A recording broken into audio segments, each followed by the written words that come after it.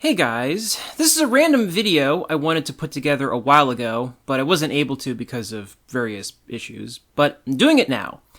Earlier this year, 2024, Akira Toriyama, the legendary creator of Dragon Ball Z, passed away.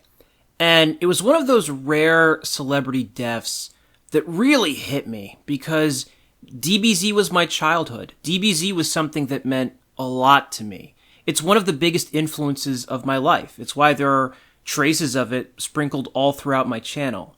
And when he died, I, like a lot of people, immediately went and rewatched maybe the single greatest moment of the show, which is when Gohan defeats Perfect Cell with the Kamehameha Wave.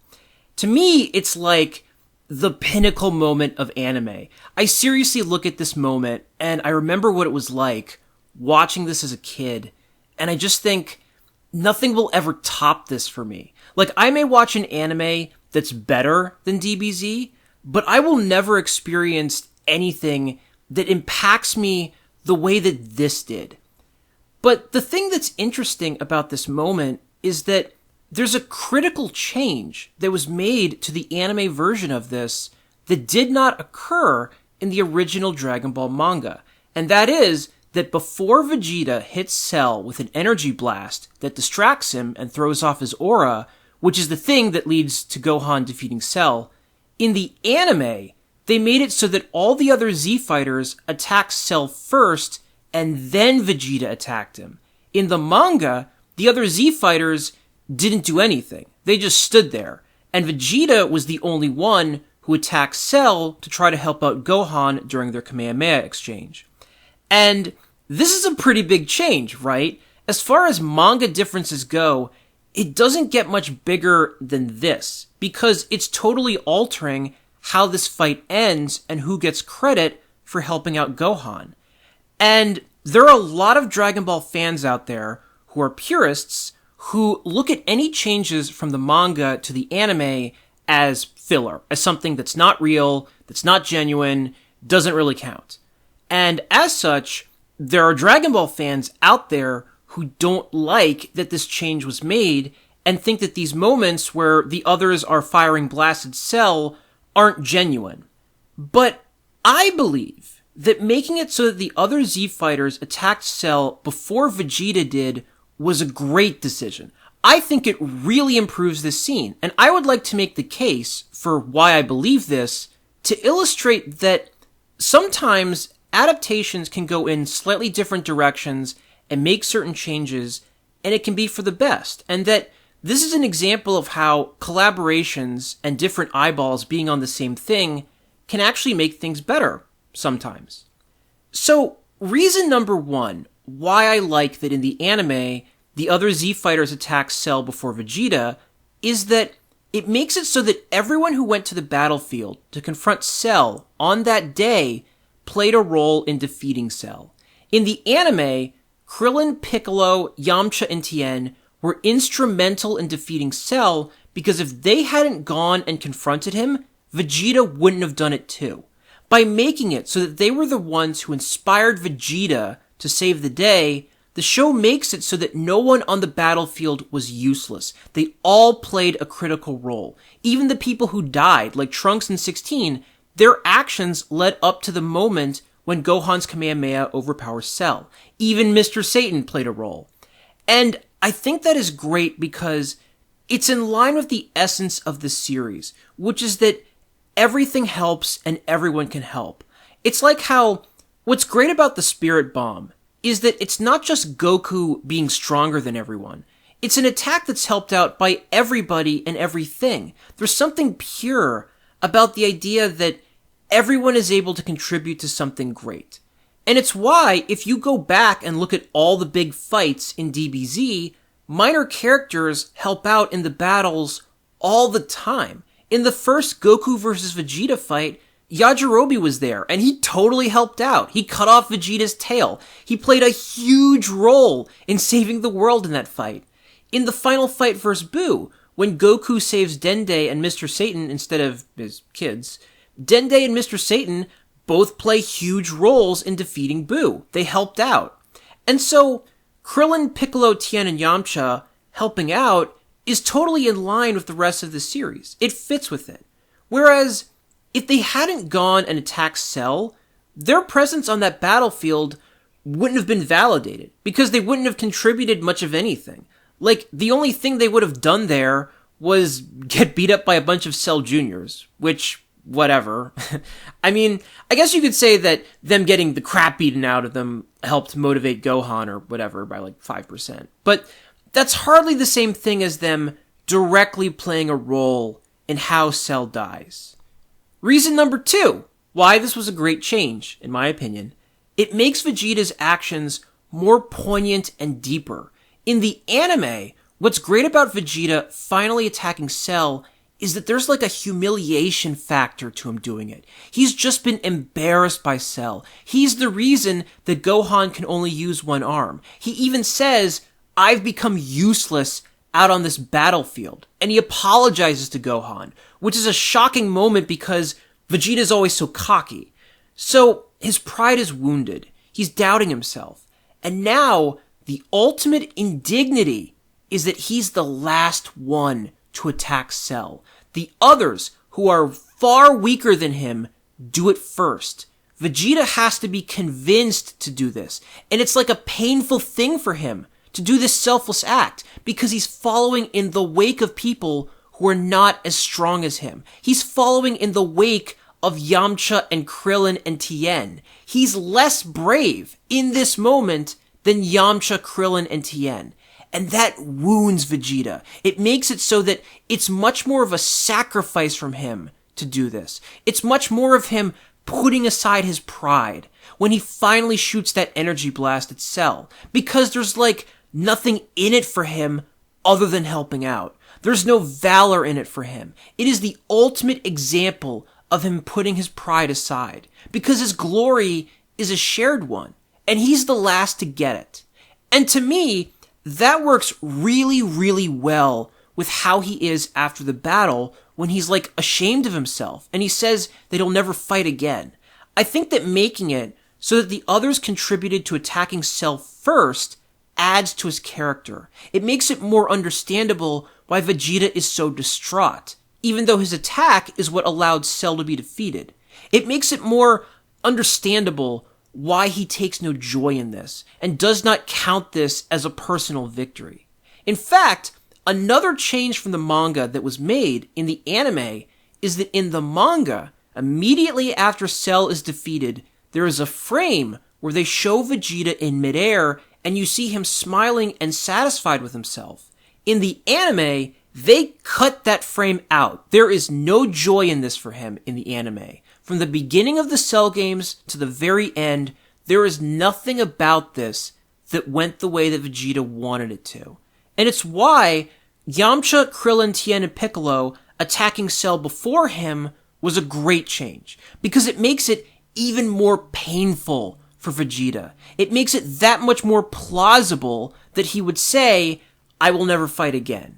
And plus, in the manga, it's kind of awkward because you see him smiling in that frame, but then the next time they show him, he's upset. In the anime, he's much more consistent, and you have a better sense of where he's coming from and why he's so unhappy, which to me is better. Reason number 3 why this is a great change. It's less redundant.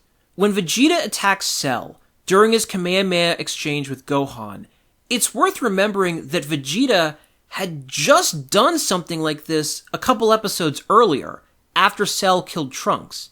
Vegeta went off the handle and attacked Cell, and it totally backfired, and all it did was make things worse. So in the manga, when Vegeta fires his blast at Cell, it's sort of like him doing the same thing again. It doesn't feel like there was much of a lesson learned from him, or that there was as much of an internal struggle when he does it. And also, because of how soon this was from when he attacks Cell the first time, in the manga, it really, really makes the others look completely useless. Because it makes it so that Vegeta is the only one who did anything to help Gohan after Cell returned. To the degree that Vegeta attacks Cell twice, and Krillin, Tien, Piccolo, and Yamcha combined to do it 0 times. So, when the anime made it so that the others attacked Cell during the Kamehameha showdown, it didn't just lionize the others more, it put more distance between when Vegeta last attacked Cell. It made it that much more of a surprise and that much fresher and more out of nowhere when he does it. Even though we had just had Vegeta do something not dissimilar to this very recently. And it contextualizes what he's doing better. You understand that his mindset when he's attacking Cell the second time is totally different from how it was when he did it the first time. I love that too, in the anime version, there's like a build-up to Vegeta attacking Cell again. That they keep cutting to him and foreshadowing him. And it forces you to really think about what's going through his mind. What is he thinking about? What are the calculations and concessions that he has to make in order to finally attack him? And that's an element that wasn't there in the manga. And it wouldn't have been there in the anime unless we had gotten to see the others attack Cell first. Because if the others hadn't gone and attacked Cell first, there'd be no reason to focus on what was going on in Vegeta's head more than anyone else's. Reason number 4 why this is a great change: it builds up Cell more. It makes him even more imposing, that he was such a threat in this moment that the other Z fighters decided to team up on him and attack him at the same time. This is something you basically never see in this show. There's sort of an unwritten rule of chivalry in Dragon Ball, which is that fights are supposed to be one-on-one. And so if you ever see 2 or more Z fighters attacking the same guy at the same time, it's a big deal because that's not how they like to operate. That's when you know the situation is dire. And so when you see the 4 of them firing energy blasts at the same time, this is establishing how serious the stakes are, because you almost never see this in this franchise, and virtually never see it where they're all firing energy blasts at the same time. And when you see Cell deflecting them and overcoming the 4 of them with ease, while he's still holding an advantage over Gohan, that builds up how strong Cell is. That he's so powerful that you can throw 4 different people at him at the same time on top of Gohan, and it not only doesn't affect him, it doesn't even make him lose his edge over Gohan. Like when he blows the other 4 Z fighters away with nothing but his strength, we come away from that thinking, man, this dude is unstoppable. Like Gohan couldn't even do anything to him when the 4 of them were helping him, and now they're not even in the picture anymore. And as a result of that, we are processing the moments before Vegeta helps out as being totally hopeless for Gohan. That there's no way Gohan can defeat Cell.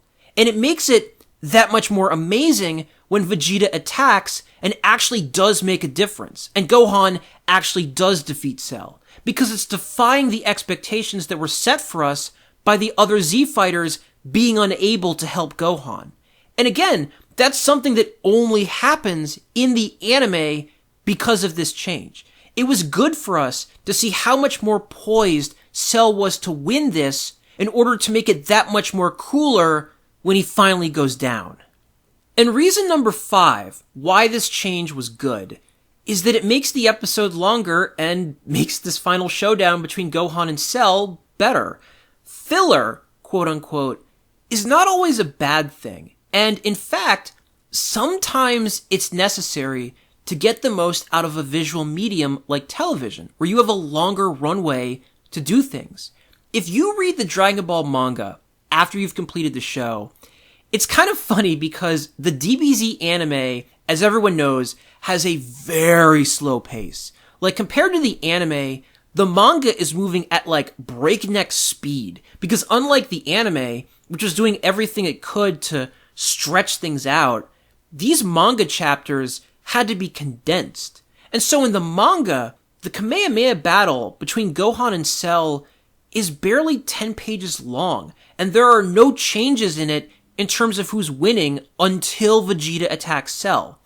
In the anime, however, they decided to build a whole episode around this one beam struggle, and they made it this epic back and forth tug of war confrontation in which Cell has the advantage for a bit, and then Gohan has the advantage for a bit, and then Cell has the advantage again, and so on. It becomes this big, huge thing, and it makes it that much more cinematic and thrilling to watch. And so, when the 4 Z fighters go and attack Cell, something that did not happen in the manga, that is a logical, organic way to make this beam struggle last the whole episode, without it feeling forced, which was smart. This, to me, is the anime equivalent of how, in the Lord of the Rings The Two Towers book, the battle at Helm's Deep is not that long at all. It's like 1 chapter long, and it ends very abruptly and anticlimactically. And in the movie adaptation, Peter Jackson took this dinky little anticlimactic battle and made it this grand thing with stages to it, in which orcs are attacking on ladders and they're bringing out artillery, and you watch as they slowly, gradually overwhelm the humans. And it made that battle and that movie significantly better than it would have been if it was a 100% literal adaptation of the fight in that book. This beam struggle, if it was a 100% literal adaptation of the manga with nothing else added in between it whatsoever, would have been like 3 minutes long at most. It would have felt way, way, way too short to be the rightful climax of this saga.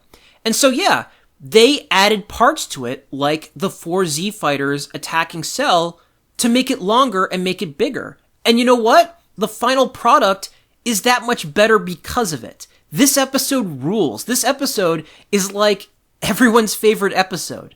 And the final product wasn't better because they were negating the manga or fixing it or correcting it or whatever, so much as they were doing what they had to do to this story to make it as good as it could be in the television medium, which is structurally very different from a manga. And again, those additions made this better because they were inspired. The part where you see Gohan walking with the Kamehameha as he overpowers Cell, this incredibly badass shot, is not in the manga. The part where you see the little Cell nuclei getting dissolved in the blast to really signify that Cell could not come back this time is also not in the manga. Seeing the Kamehameha soar out of the Earth's atmosphere to let you know just how huge this blast was is also not in the manga. These parts that I just mentioned, I think everyone would agree were rightful additions to the scene that made it even cooler. And it's why I would extend that further and say that making it so that Krillin, Piccolo, Tien, and Yamcha attacking Cell first and getting to be brave and having a split second where we appreciate them was also a good call. And, you know, to be clear, some of the changes from the manga to the anime were not good and were filler in the purest form. Like in the Frieza saga, some of the padding there is really bad. Like all the Captain Ginyu Frog stuff didn't need to be there. There are flashbacks that didn't need to be there. Like when Frieza is about to attack Goku for the final time when he's flying away in the anime, there's a 6-minute flashback in which Frieza remembers the entire fight that they just had minutes ago, and it's pure time wasting, and it kills the tension of the moment. There's a reason DBZ Kai exists, and it's because some of the things that were added to the anime that weren't in the manga weren't good, and were unnecessary, and dragged it out just for the sake of dragging it out. And Kai erased all of that.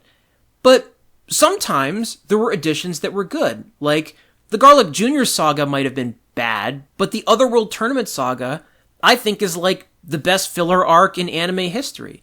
It's good, and the Driving Piccolo episode is good, just as I believe that the anime was enhanced by making it so that Krillin, Piccolo, Tien, and Yamcha weren't completely useless in the fight against Cell, even if the height of their usefulness was convincing someone more useful than them to help out too.